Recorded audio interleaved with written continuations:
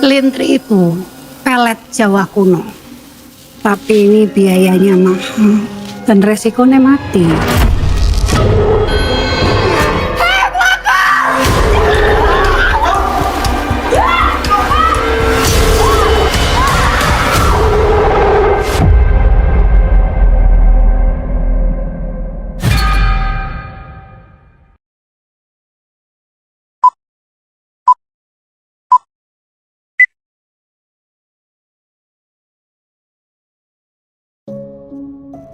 Setelah sukses bikin heboh lewat film pertamanya di tahun 2023, kini sosok ketiga, garapan Fajar Nugros, siap menyeret para penonton ke kisah rumah tangga yang kelihatannya manis, tapi ternyata diselimuti oleh sihir yang paling berbahaya di tanah Jawa. Istriku ini gak hanya cantik, tapi juga rumah. Mas, belum sikat gigi. Berdurasi hampir 2 jam, film horor drama thriller ini bukan cuma soal hantu, tetapi juga tentang cinta, pengkhianatan, dan obsesi yang kelam. Listriknya belum bekerja maksimal sesuai keinginan saya. Saya pengennya dia betah di rumah. Supaya listriknya makin kuat, kamu harus melakukan ritual sendiri. Berani? Dibintangi oleh Adinda Thomas, Wafda Saifan, dan juga Aulia Sarah. Wah, Badar Rauhi dan Widya reunian di film ini ya Slur. Seperti apakah kisahnya? Ingat, ini adalah spoiler konten. Buat kamu yang belum nonton filmnya, segera tutup video ini. Hayu, meluncur.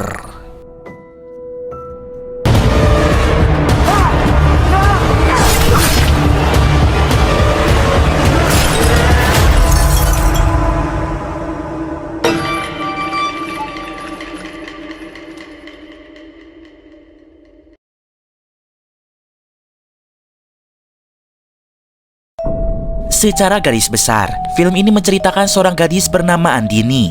Dia sudah tidak punya orang tua lagi dan hidup hanya bersama adiknya Mara serta padenya Bagio.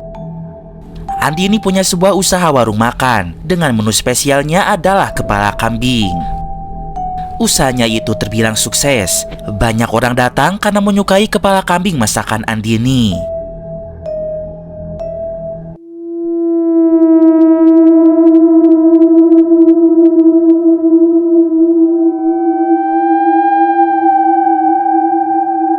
Karena warung ramai, akhirnya direkrutlah 2 orang pekerja, yaitu Lilin dan Yanto Ketes. Di mana mereka berdua ini sering usil satu sama lain di kala warung belum banyak kedatangan pelanggan. Ya Mbak. Mbak. Nyaman ya toh. Nggak ada kerjaannya sama sekali dia Mbak. Enggak loh Mbak, ini aku lagi ngelapin ini loh Mbak. Lambemu tadi tarik kamu kuburan aja. Beberapa waktu kemudian, datanglah seorang pelanggan laki-laki ke warung itu. Namanya adalah Aryo. Dia merupakan salah satu pegawai bank. Aryo memuji kepala kambing masakan Andini. Rasanya enak sekali. Dan ia pun berniat akan membantu Andini secara modal Slur agar usaha warung makannya ini menjadi lebih besar. Ternyata Aryo tidak main-main dengan ucapannya. Dia membantu Andini dan berhasil membangun usahanya menjadi lebih luas. Di suatu hari, mereka duduk berduaan sambil melihat warung yang ramai.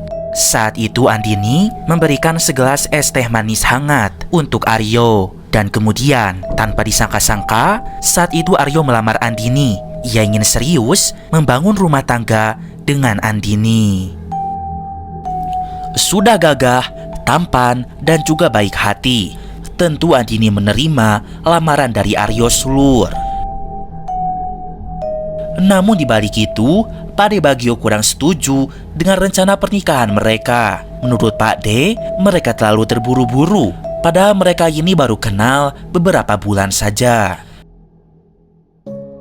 Tapi Andini ini tidak peduli. Ia percaya Aryo adalah orang baik, dan niat baik itu harus disegerakan secepat mungkin. Akhirnya pernikahan mereka pun berlangsung. Aryo dan Andini resmi menjadi suami istri. Pasutri itu pun sangat bahagia Slur, kemana-mana selalu berduaan. Di sisi lain, usaha warung makan pun semakin ramai. Andini merasa hidupnya sangatlah sempurna. Istriku ini gak hanya cantik, tapi juga rumah. Belum sikat gigi. Mas minta maaf ya, pulangnya terlalu pagi. Aku telat loh. Saat itu Andini meminta agar Aryo tidak boleh meninggalkannya karena ia tidak bisa hidup tanpa Aryo. Aryo berkata jika ia akan selalu ada di sini dan tidak akan kemana-mana. Aku nggak tahu Mas hidupku gimana kalau nggak ada kamu. Mas nggak akan ninggalin aku kan? Kamu gak sendirian, dan aku gak akan kemana-mana. Namun, kebahagiaan mereka tak berjalan lama. Ada seorang perempuan yang tidak senang dengan kebahagiaan mereka. Perempuan itu namanya Naura. Dia ingin merebut Aryo dari Andini Slur. Tidak main-main, Naura langsung datang ke rumah dukun paling sakti yang ada di desanya. Dukun Bahayu namanya. Saking saktinya, banyak orang berbondong-bondong datang ke rumah dukun itu untuk meminta bantuannya. Salah satunya seperti tokoh yang diperankan oleh Dilan Janiar. Dia minta kepada Mbah Ayu agar menjadi cantik, semok, dan seksi.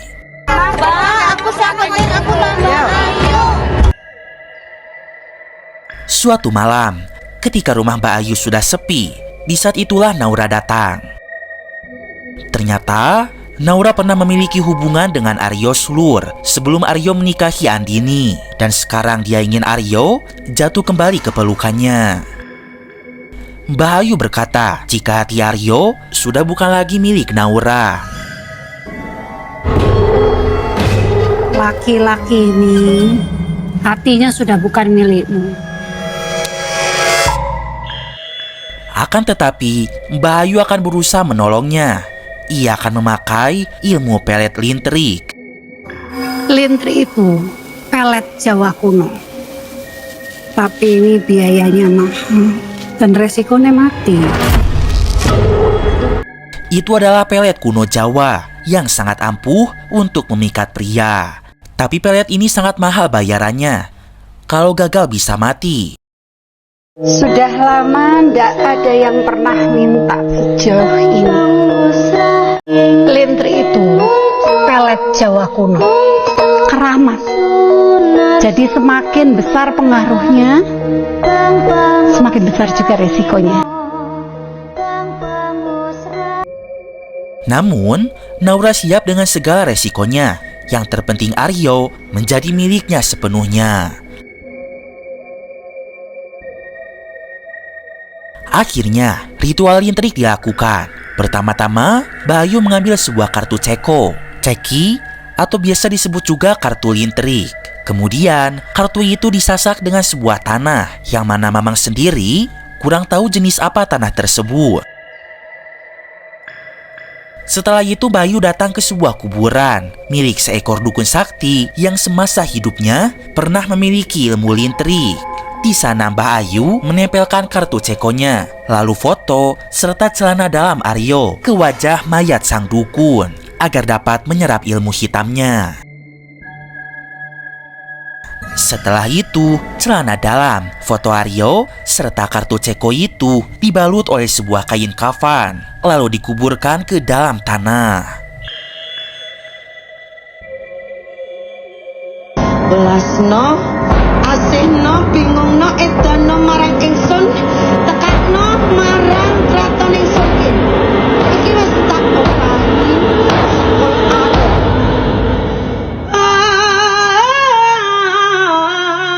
Allahumma puter kileng.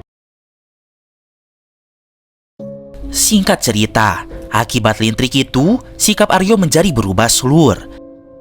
Sikap hangatnya kepada Andini perlahan menjadi memudar. Aryo pun jadi sering pulang telat ke rumah dan tampak tidak romantis lagi. Ternyata, kini di mata Aryo, wajah Andini itu tampak seperti nenek tua, sehingga ia tidak tertarik lagi. Selain rumah tangganya yang terkena teror, usaha warung makan milik Andini turut diganggu juga.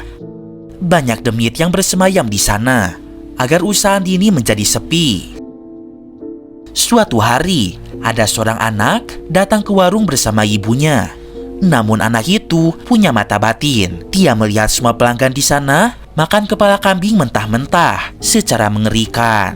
Anak itu berteriak sangat histeris.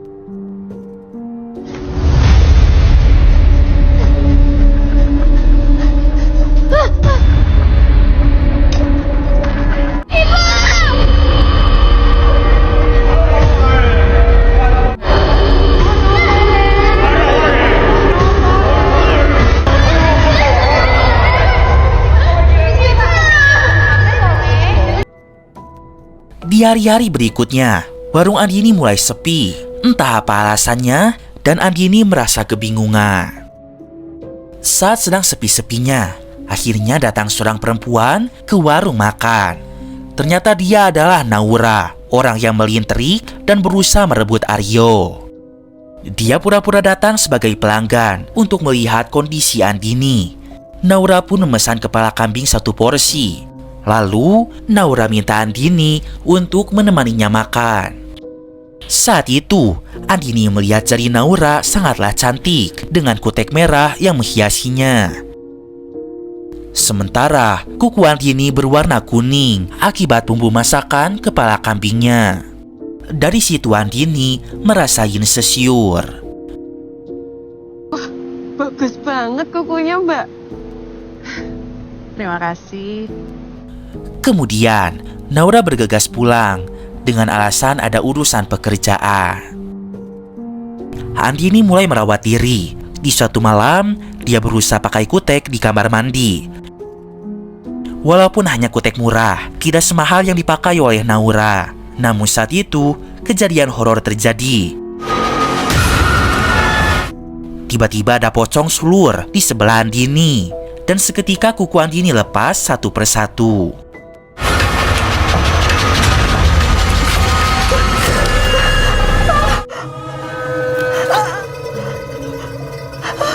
Andini yang histeris berlari, namun ia tak melihat ada sabun di lantai, sehingga ia terpeleset di sana. Setelah itu, tiba-tiba sebuah gunting tajam akan terjatuh tepat di wajah Andini.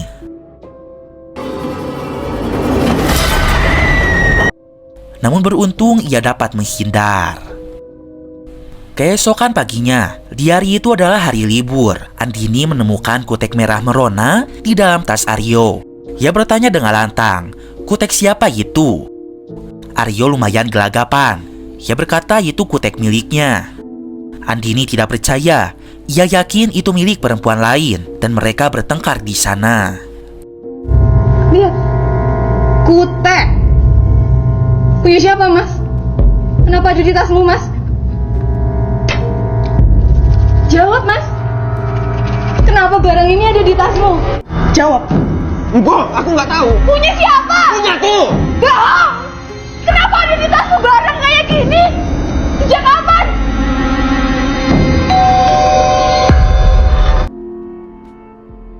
Di tengah pertengkaran itu, tiba-tiba datang seorang tamu. Ternyata itu Naura Sulur. Mas Aryo, kok tegal? Kayak ngeliat setan.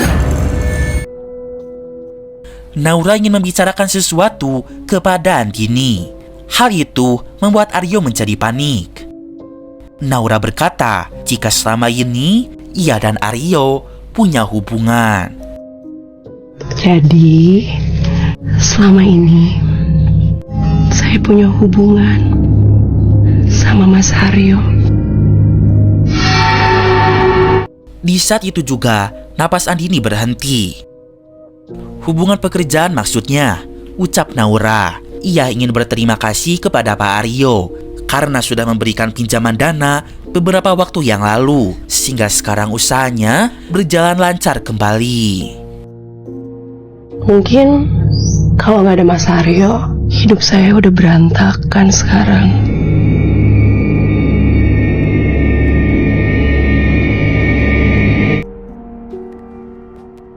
Hingga pada suatu hari, Aryo izin pamit kepada Andini untuk dinas ke pelosok desa selama beberapa hari. Ini semua demi ekonomi rumah tangga mereka.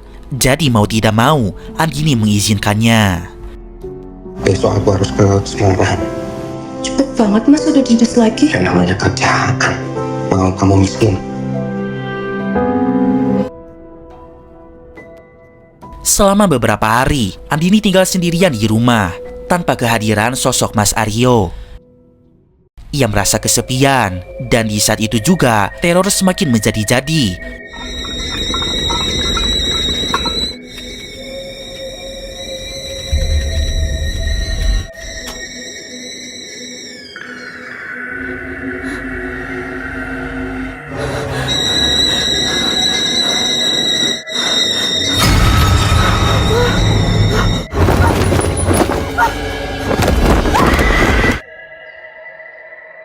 Ia sering melihat banyak pocong dan juga hantu kambing.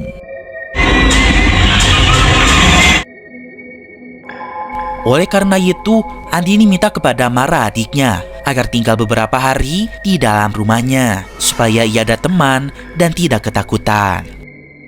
Selama menginap di rumah kakaknya, Mara melihat Andini sering melamun dan seperti orang banyak pikiran. Rupa-rupanya, Andini khawatir Aryo selingkuh di tempat dinasnya. Mara berusaha menenangkan sang kakak. Ia berkata akan selalu ada untuknya. Dan jika Aryo ketahuan selingkuh, akan ia cacak kemaluannya sampai kecil-kecil. Sadis habis. Sekarang tuh ya, banyak banget kasus perselingkuhan. Nek Mas Aryo berani neko-neko karo Mbak, aku garda terdepan Mbak. Tak cacah titite. Andini berusaha positive thinking. Ia kembali berjualan di warung makannya, walaupun sepi pembeli. Karena masih sepi, dua pekerja itu pun lebih banyak waktu untuk menggosip. Yanto Ketes mengatakan kepada Lilin jika kemarin ia sempat melihat Pak Aryo berduaan dengan perempuan lain. Perempuan itu pakai mobil bagus dan mereka terlihat sangat romantis. Kemarin ini beneran loh, Lin. Aku ketemu Mas Aryo di dalam mobil sama cewek. Gak usah ngawur kowe yang. Ngawur piye tuh orang bener loh, Lin. Tapi ternyata fitnah gimana? Ingat surat Al-Baqarah ayat 191 ya. Ngaji kan kecil, ngaji. Diajarin kan ngaji kan. Lin, aku nonis, Lin. Aku nonis, kamu gimana sih? Hal itu pun terdengar oleh Andini. Namun Andini tidak percaya. Dan ia tak mau berpikir macam-macam tentang suaminya. Karena warung sepi pembeli, banyak kepala kambing yang menjadi busuk. Alhasil mau tidak mau, Yanto Ketes dan Lilin selalu membuangnya di area belakang warung. Tetapi teror mengerikan mulai muncul di warung juga. Saat Yanto Ketes baru saja membuang kepala kambing, tiba-tiba ada yang menarik kakinya. Lalu ia pun diseret ke dalam lubang berisi kepala kambing busuk itu. Namun beruntung ia ditahan oleh Lilin yang mendengar teriakannya. Tapi tiba-tiba muncul banyak wedus dari dalam lubang itu. Dan terlihat pula ada sosok wedus iblis.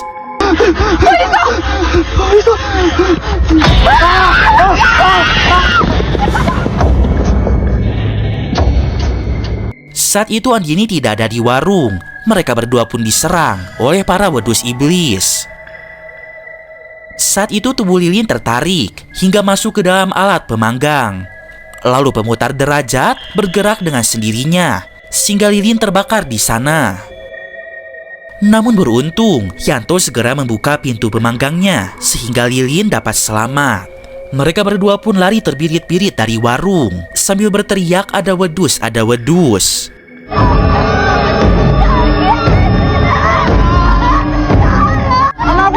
Ada wedus, Pak.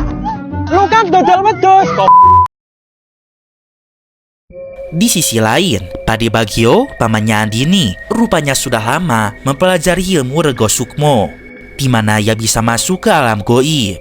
Saat itu Pade merasakan ada yang mengganggu rumah tangga Andini dan Aryo. Bukti-bukti perempuan itu pengen ngerebut suami ini. Aryo itu dipelet nganggo lintrik. Maka dari itu, Pak Ade dan Mara berusaha membantu. mereka akan masuk ke alam goib dan melihat siapa yang telah mengirimkan ilmu hitam ke rumah tangga Andini. Saat itu, mereka masuk ke dalam sebuah peti mati selur dan dikuburkan ke tanah. Hal itu berhasil membuat mereka masuk ke alam goib. Di sana mereka berdua melihat rumah dukun Mbah Ayu. Mara pura-pura datang sebagai tamu. Ia ingin minta tolong kepada Mbah Ayu untuk memikat hati suami orang. Masih muda, perempuan secantik kamu kok butuh lintrik. Daripada buta apa laki-laki di luar sana. Saya mau suami orang, Mbak.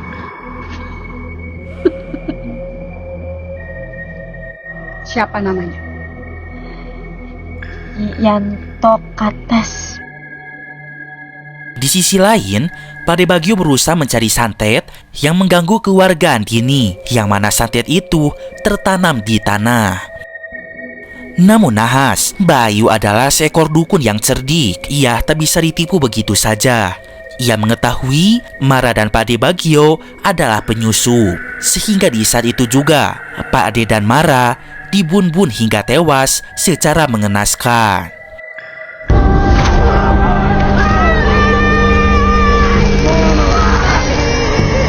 Dan di dunia nyata, mereka berdua pun sudah tewas di dalam peti matinya selur. Andini sangat frustasi. Semua keluarganya sudah meninggal, sering mendapatkan teror yang sangat menyeramkan. Sementara suaminya tak pernah lagi pulang ke rumah. Dan ternyata saat ini Andini tengah hamil selur. Hanya Lilin dan Yanto Ketes yang selalu setia ada di sampingnya. Mulai saat itu, Andini bertekad mencari Aryo. Bagaimanapun juga, calon anaknya ini harus punya bapak. Akhirnya ia tutup warung, lalu mengajak Lilin dan Yanto Ketes untuk mencari Aryo. Pertama-tama mereka datang ke perusahaan tempat Aryo bekerja. Mereka bahkan bawa 2 kepala wedus agar bosnya Aryo memberitahukan di mana Aryo berada. Bosnya itu pun memberitahu kalau Aryo dinas di daerah pelosok.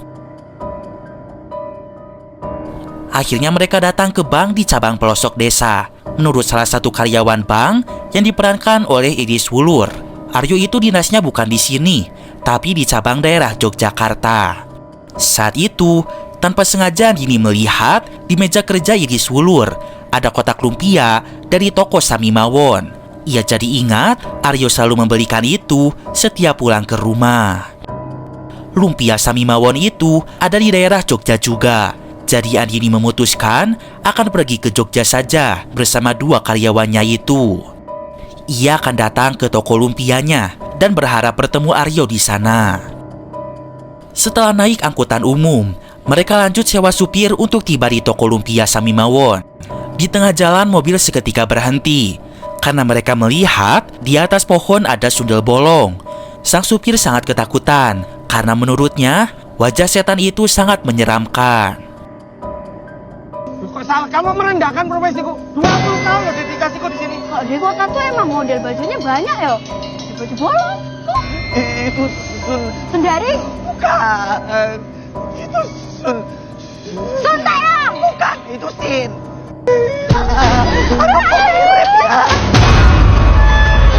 Hantunya jelek banget.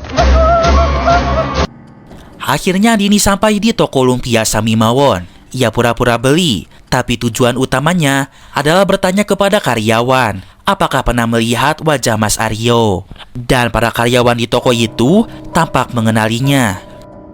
Di saat itu, tanpa diduga-duga, Aryo datang bersama Naura ke toko lumpia itu juga.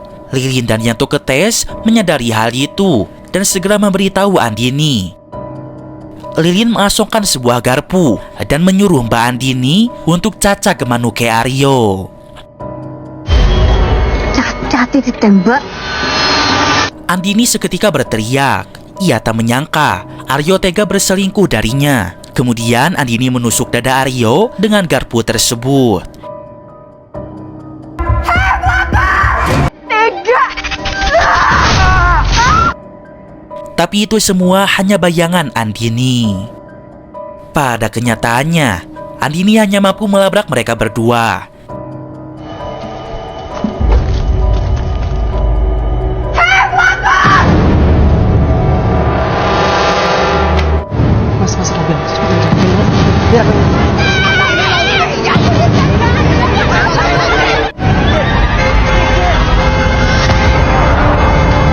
Tapi Aryo dan Naura seketika kabur dengan mobilnya, sehingga Andini tak dapat mengejar mereka. Andini sudah sangat frustasi. Ia merasa dirinya adalah orang paling menderita di dunia ini. Singkat cerita, Andini dan 2 karyawannya berhasil mengetahui di mana rumah Mbak Ayu, dukun tempat Naura mempelet suaminya.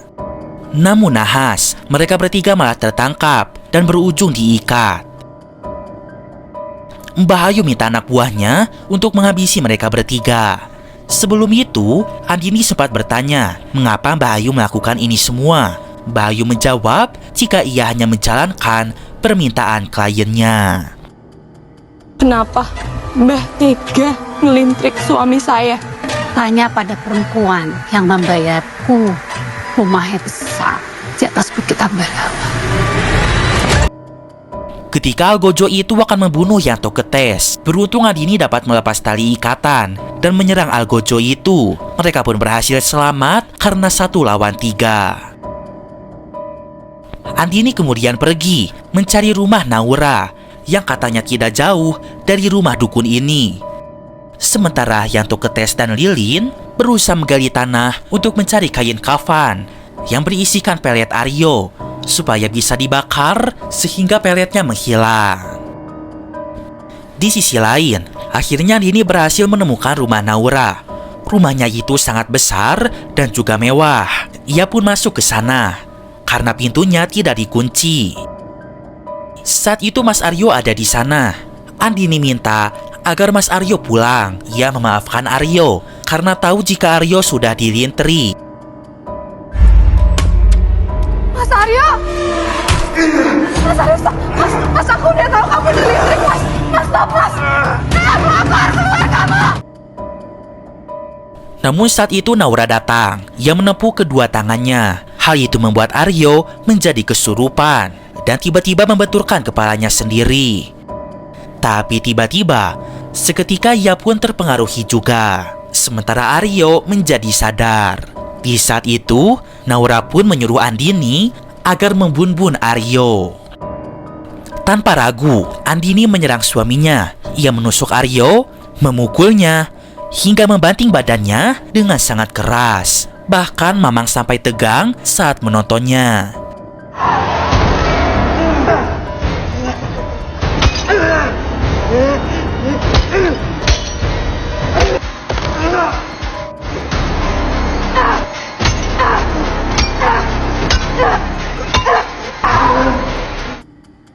Kemudian Naura tepuk tangan lagi sehingga Andini sadar, sementara Aryo menjadi kerasukan. Kini Aryo lah yang akan membun-bun Andini.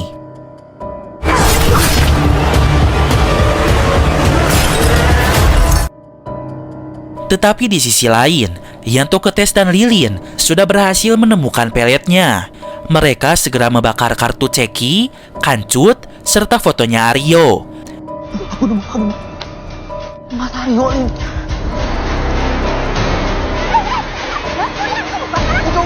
Dan hal itu pun membuat Aryo terlepas dari ilmu lintriknya. Naura sangat geram. Ia tidak terima dan akan segera membun-bun Aryo. Namun saat itu, Andini memohon agar Naura tidak melakukan hal itu. Ia berkata jujur jika sekarang sedang hamil dan ia tidak mau anaknya lahir tanpa bapa. Naura tercengang mendengar hal itu. Seketika, turun seorang anak dari lantai atas. Dia adalah anaknya Naura. Tidak hanya itu, dia adalah anak dari Naura dan juga Aryo. Ya, ternyata Aryo dan Naura itu adalah suami istri. Sudah lama mereka menikah dan punya anak laki-laki. Tetapi Aryo ini malah selingkuh dan menikah lagi dengan Andini. Jadi selama ini Andini adalah pelakor yang sebenarnya. Naura melakukan pelet lintrik agar suaminya itu kembali ke rumah dan tergila-gila lagi kepadanya.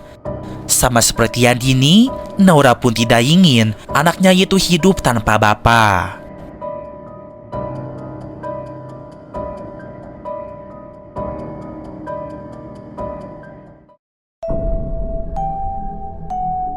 Pada akhirnya, Andini cerai dengan Aryo. Dia melahirkan serta membesarkan anaknya sendiri.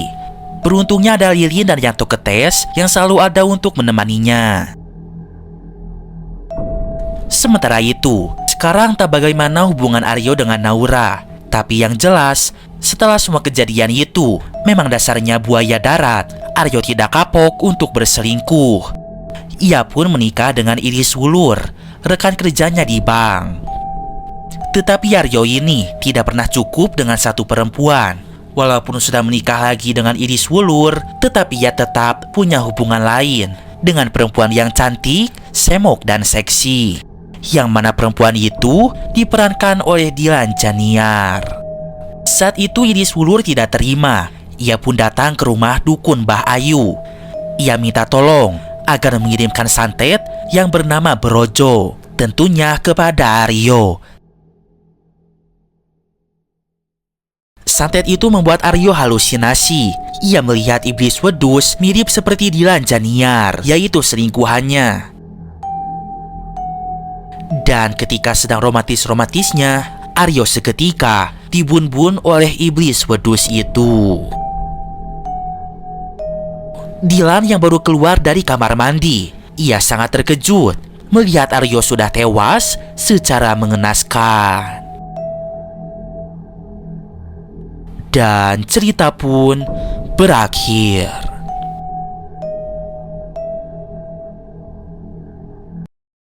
Too.